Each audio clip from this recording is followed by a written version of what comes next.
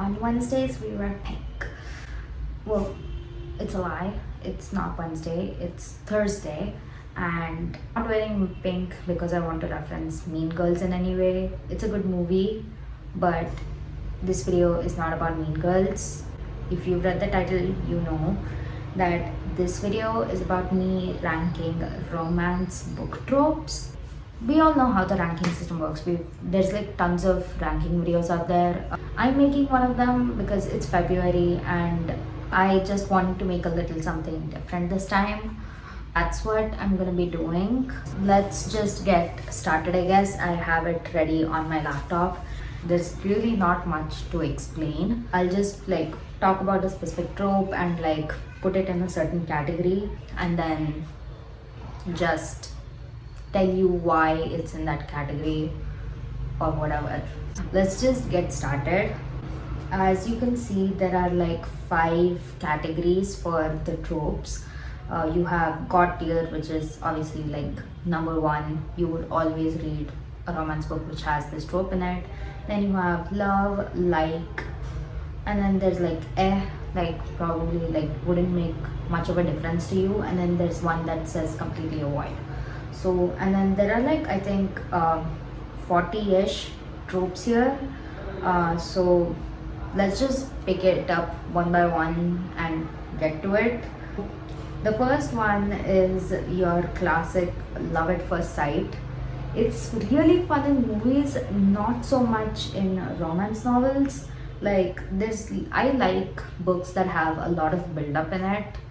Don't want them to like simply fall in love with each other in like a minute. If you know what I mean, there has to be like gradual build up. They kind of have to get to know each other and like find out what it is that like makes them want to fall in love with this person. So I'd say this trope is sort of an avoid. Then next we have love triangle. Now love triangle is something that I don't know, like it has to be done really well. I'd say love triangle is more of like an like not really like, I don't think much of it, but like if I had it my way, I usually wouldn't go for it. Then we have one of the most popular tropes, which is fake dating. Now fake dating is something I truly love, especially if it's done right. So I'm just gonna put it to love. I mean, depending on like whether to later on I might put it in God tier, but for now I'll just put it in love, and then at the end I'll just tell you for exactly what my God tier tropes are. Fake dating romance, you know, they kind of strike up agreement to fake date each other for various reasons. Obviously the reasons have to be good. Like any of these tropes here, like there has to be a good reason for why they're doing what they're doing in the book. Fake dating is in love. Oh, and then sports romance. Now sports romance is something I really love. Like I've read so many sports romances, like, so I guess we have our very first God tier trope, sports romance. It's like one of my favorites. If I know a particular book is a sports romance, there are very good chances that I'll be adding that book to my Goodreads TBR. And then, oh, single parent. Single parent is a really good trope. I love single parents. What I also love about the single parents is the parent's kid. Like the kid has to be like a really interesting character as well for me to love that single parent book. I'd say single parent is like definitely a God tier trope. Like those books are so good. Those 2 are done. We have 2 God tier tropes now. Then we have accidental pregnancy. Now, I have mixed feelings about this because some accidental pregnancies are really good, but some aren't.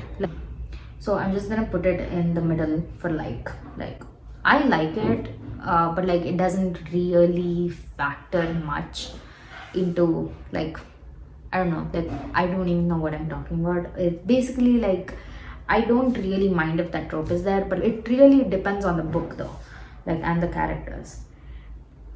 Then we have bully romance. Now, bully romance is something that I don't read at all.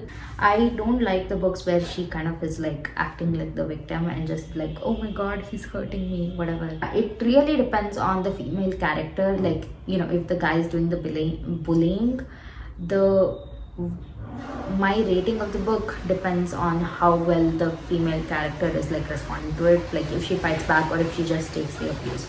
Bully romance is usually something I avoid, so like I'm just gonna do like I don't necessarily avoid it. Like if I hear good reviews about it, I will like read it, but like otherwise I don't really think much of this trope at all. Then we have brother's best friend. Okay, this is one of my favorite tropes. Like I love a good book that has this trope. Like it's always such a good one, so I'm gonna put it into love because like I said, I love the trope. And we have friends with benefits to lovers. Friends with benefits. I feel like this is something I've mostly read in like fan fictions and not so much in romance novels. I love friends to lovers, but like friends with benefits, like essentially like a no strings relationship, right? I'm just gonna leave friends with benefits for now and move to the next one. The next one is workplace romance. Workplace romances I do love. Like I do love workplace romance, so I'm gonna put here. Then we have enemies to lovers. Enemies to lovers is god tier. There are like so many books I can't even name them. Literally, I love most enemies to lovers romances. Like you cannot tell me that you hate this trope. Like absolutely not. Strangers to lovers. What's a good strangers to lovers romance? I don't think I've ever read a strangers to lovers romance. Like there's always some sort of backstory about how they know each other. How is that even possible? I'm gonna put strangers to lovers in avoid just because I don't remember reading this book, and even if they were strangers I usually wouldn't read it. I don't think so. Like there always has to be some juicy trope for me to like for the book to like grab my attention. And we have childhood friends to lovers. This one I have so many favorites. I'm gonna put it into love. The god tier I'm trying to save for like my utmost favorites. I would die for the books that have this trope. I'm gonna save them for that. Then we have slow burn. Okay, I love a good slow burn. Slow burn depends. Like it shouldn't like be so slow that the plot is just dragging on and on. There has to be some sort of development that leads to the final like love confession or like kiss or whatever, and it like makes sense. I'm gonna put slow burn as like or love. Like I don't mind if the books are slow burn because there are so many books that I've read that are not slow burn at all. So I'm just gonna put it as like.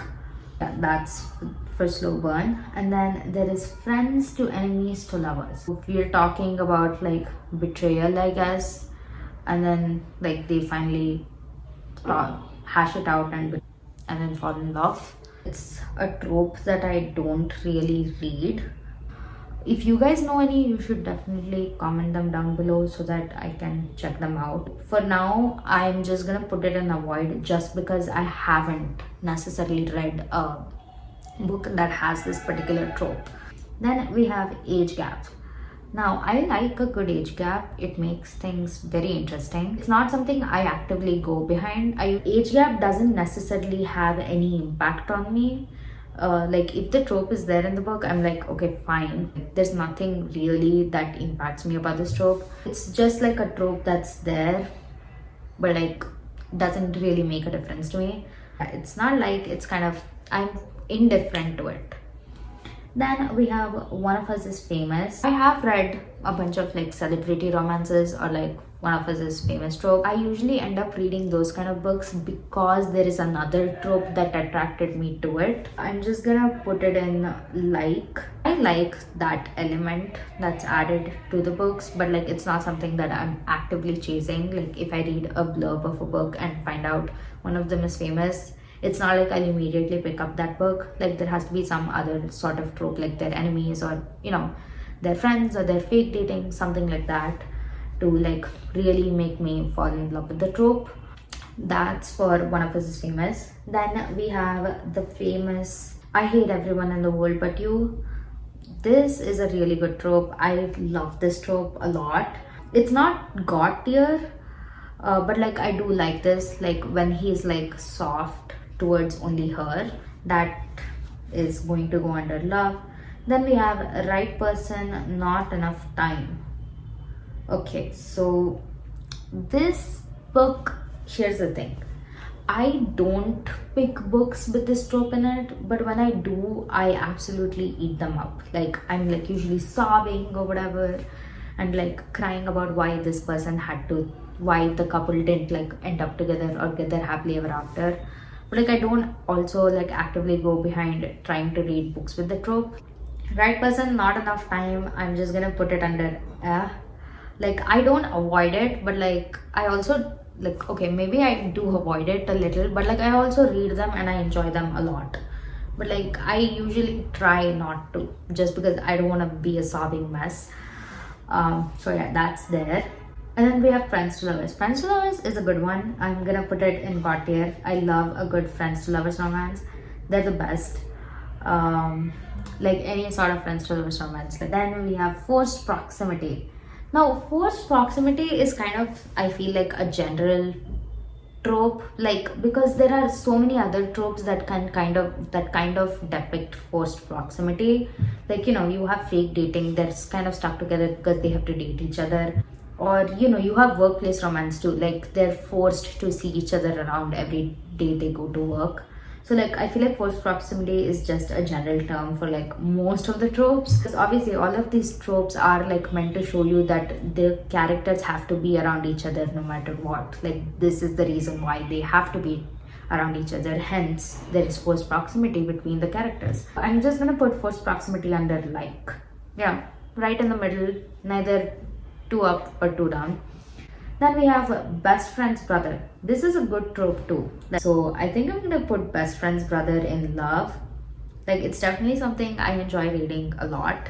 Then we have marriage of convenience, which again it's similar to fake dating, so I'm just gonna put it there. Like, you know, Bride was one of my favorite. There's also King of Wrath by Anna Huang, but you know it's sort of similar. If I do find out there's this trope in a book, I definitely do check it out. Like The Wall of Winnipeg and Me, that's a good one. Then we have forbidden romance. Forbidden romances are the best. They're awesome. So I'm just gonna put them in god tier. Obviously, there has to be a very good reason why they can't fall in love with each other. Otherwise, then it wouldn't make sense at all.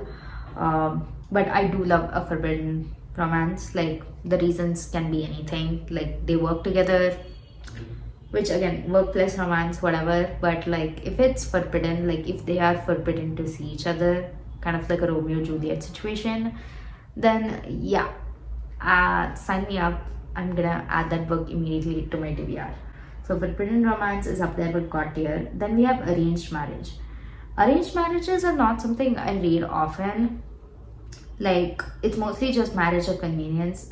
Arranged marriages would like be like, you know, they're forced to get married to each other. The only ones where I've read something like that is like mafia romances. Arranged marriage, I'm just gonna put it in like it doesn't really make much of a difference to me.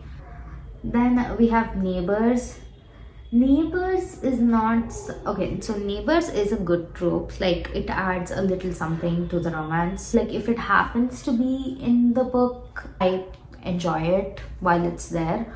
But other than that, I don't really like pick up a book and be like, oh, they're neighbors, so I should totally read this. That's not at all what I think when I come across this trope. So I'm just gonna put it in there. Like I don't avoid it, obviously, because there are so many books I read where the characters are neighbors. But like I also don't necessarily think much of it. Then we have roommates. Roommates is a good trope. I'm gonna put it in like because I have read a bunch of books. Roommates is something I like. It's not something like the bad boy and good girl. Oh, this trope is awesome. Okay, so I'm gonna put bad boy and good girl for god tier because like I usually do enjoy it. You know, where he's kind of like unruly and like he's kind of like goes against the rules or whatever. She's just the innocent girl who's like coming along for the ride. Those books I do enjoy. That's a trope I really enjoy, so I'm gonna put it in god tier. Then there is bad girl, good boy. Okay, so this is not a trope that I've read often. It's not something I really enjoy, so I'm just gonna put it in there. Like, I read books that sometimes have this trope, but like I don't necessarily enjoy them. Mafia romance is one of my favorites, so I'm gonna put it in love. Like, I love a good mafia romance. Especially, you should have like seen my reading list in 2023. Like, the last 20 books I think of the year that I read, they were all mafia romances. I love a good mafia romance, so I'm gonna put it in love. And then we have Grumpy Sunshine. Oh my god, I have to put this in God tier because hello, it's one of the best tropes ever. Like, there are numerous books out there that have this trope, and you cannot tell me that you don't love this trope. Like, seriously, this is one of the best tropes ever. Both Grumpy Sunshine and Reverse Grumpy Sunshine, both of them, especially Reverse Grumpy Sunshine, because that's just awesome. And we have bodyguard romance. Bodyguard romances are not something I read a lot. Like, the whole forced proximity, and obviously you're not supposed to date your bodyguard and all that. So I'm gonna put it in like that good trope. We have right person, wrong time. I don't read a lot of books with this trope, I guess. So I'm just gonna put it in A. Okay, then next we have only one bed. Okay, this I feel like is sort of a micro trope. Like, there's literally one scene in the book where there's like only one bed. So this is in my head not necessarily a trope. So I'm just gonna put it in there because even when it happens in books, like, I don't think much of it. It's like, okay, it's just another way to like add tension between the characters. And then we have, oh, I completely forgot about Friends with Benefits to Lovers. I really can't think of any book with this trope, like Friends with Benefits one. So I'm just gonna put it in A just because I can't remember any book with this trope in it. Okay, anyways, the final one is teacher student. Okay, this is something I don't read at all, so I'm just gonna put it in avoid. That's it, you guys. This is like my tier ranking for all these tropes, I guess. Obviously, my god tier ones are pretty less for obvious reasons. I was trying to be as selective as possible. But like, hey, if you have multiple favorites, there's no problem with that. So the first two rows that you see, like the god tier and love, these are like books that I generally read. This is pretty much what sums up the vibes of the books I read. So like, if you guys have tastes similar to mine and like books with these like rows of tropes, then we could definitely be friends in real life. Like, if you like walked up to me on the street and like told me about a book that had any of these, like, how many? There's a total of 15 tropes at the top. So if you told me your favorite book or whatever had one of these 15 tropes, you bet I would have read the same book, or at least like read a similar book to that, or immediately add your book. Okay, the camera got cut. Storage is like completely full, but I do have a little bit of time to record. So I just wanted to say thank you guys so much for watching this tier ranking video. Bye.